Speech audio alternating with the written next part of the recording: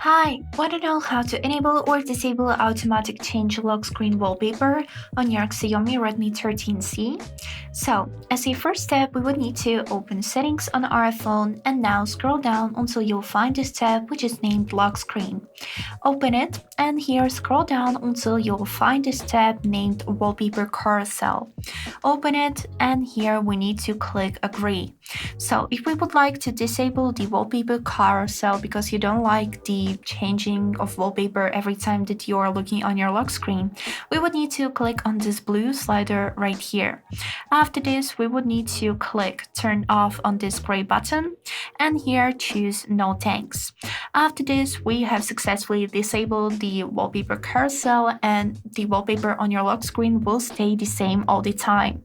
Now, otherwise, if you would like to enable this feature, we would need to click on this slider until it will become blue. After this, you also would be able to create a wallpaper mix by adding your own images to the wallpaper carousel. So that's it.